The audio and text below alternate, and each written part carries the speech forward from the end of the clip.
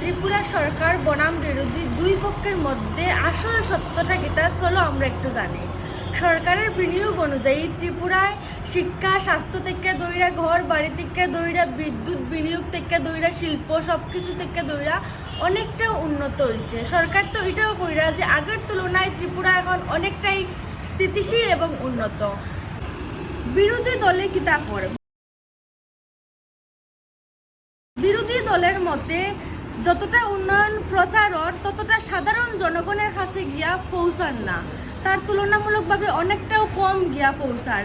যুবক বেকারত্ব, চাকরির অভাব এবং শিল্পের অভাব, ঘাটতি সমস্ত কিছু দেখা দেয়। তো তারার মধ্যে কাগজে কলমে যতটা উন্নতি দেখা দেয়, বাস্তবে কিন্তু মাঠে ততটাও কঠিন। সাধারণ মানুষে কিতা অনুভব করা, সাধারণ মানুষের ধারণা সবসময় কিন্তু আলাদা আলাদা থাকে। কেউ কইরা যে উন্নয়ন হন, আবার কেউ কইরা যে জীবিকা নির্বাহ আগের মতো এখনও সীমিত। আবার কেউ কেউ কইরা যে কিছু এলাকায় উন্নয়ন দেখা দিলেও অনেক এলাকা আছে যে মৌলিক সমস্যাও প্রধান কারণ।